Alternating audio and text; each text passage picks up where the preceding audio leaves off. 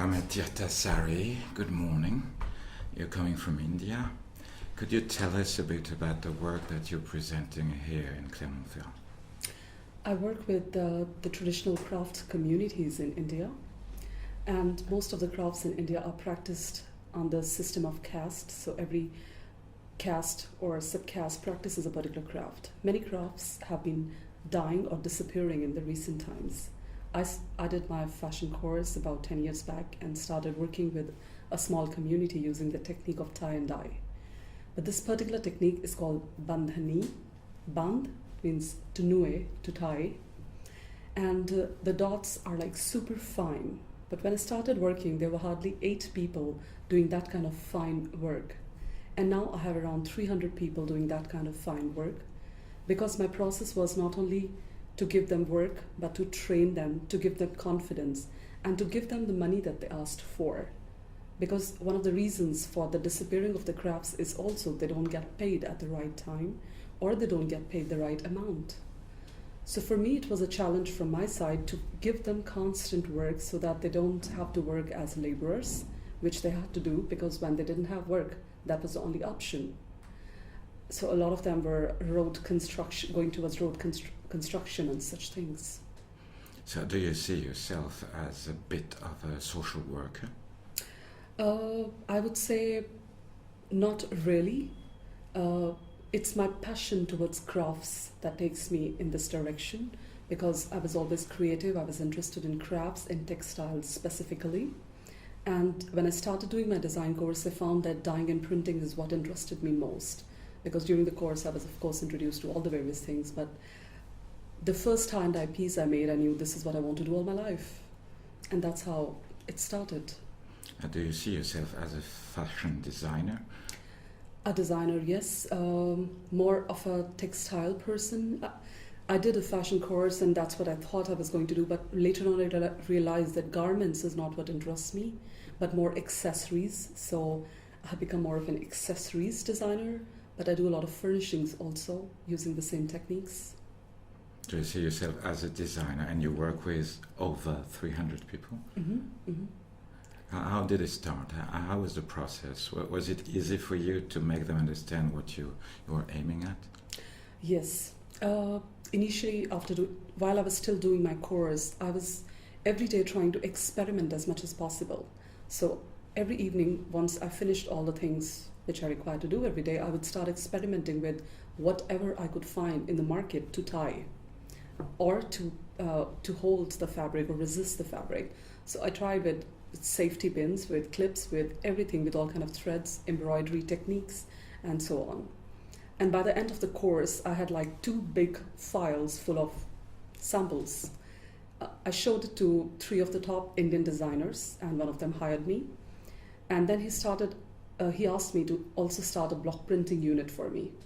So I went home, studied more about that, about opening a block printing unit or starting a block printing unit. So for a couple of months, I took a training in this design house, which was very nice for me as an exposure of the highest quality, because quality is what was lacking in these kind of craft communities. Then I moved back to my city, which is Ahmedabad in the west of India, and I started working with the state emporium. Like every state has its own emporium or shop. And that's when I started traveling to villages. So they asked me to do collections for them, which were then produced by the craftsmen in a mass size for them. And once I started doing this was all freelancing. Other people started approaching me for my designs. And then I started working for the design houses. During this time, the Ministry of Textiles approached me for a design project. These are 6 months long design development projects which are done with one community in one village. So then I spent the next 3 or 4 years in different villages doing 6 different projects, which was very interesting because not only the craft, I learned a lot about the craft community. I learned about their real problems. I learned about how they can move forward. So I think in a way, yes, there is a social factor as a human responsibility, but I think it was more the human connection, the passion towards crafts that kept me going and that helped me move forward. And what would you retain of this time where you were, quote unquote, a civil servant, which means you were working for the government? I was not really a civil servant, but it was more of a project, which is a design development project. Basically, I would go to them, I would study the community in complete detail. I was supposed to develop a whole collection of pieces at the end, prototypes, which were then given to the ministry, who would start giving directly orders to the people. My main concentration in all those projects was to revive natural dyes, because all the people I worked with were not working with natural dyes. And I had done a lot of experimentation on natural dyes and had studied a lot on natural dyes during my course by my own self. So in each project, I did a lot of experimentation in natural dyes and introduced it to them. And most of them are now continuing natural dyes, which is a very good thing for me. And they have always come back to me to ask for more. And also, for example, there's a weaving village in which I worked. I worked there because the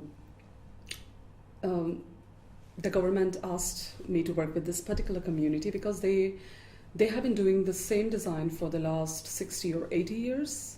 So their profit margins have gone completely down. Nobody was interested in their work and so on. But the technique is beautiful. So what I did was that they were working only with wool. It's a very hot place. Nobody needs wool. Wool is sold only for 2 months. So 8 months they were working in farms. So what I did to them was I introduced cotton, I introduced silk to them, which was a very big issue because it was not their tradition. As a result, I had to have meetings with the entire village, make them understand why they need to move forward. And now they are working with cotton and silk and wool, all three, and they have worked throughout the year. So these were the kind of experiences that I gained, which were enriching to me as well as the craft people. There's a bit of an entrepreneur in you. Yes, sir. I agree. So now you have your own company. Yes. How does it work?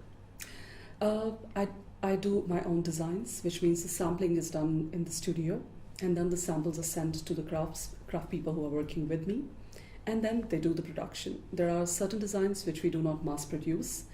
We also sometimes design special fabrics. I'm also trying to revive fabrics which nobody makes anymore, which were traditional, which were very interesting fabrics. And at the same time, on one side I'm doing very contemporary designs, and on one side I'm reviving the traditional designs.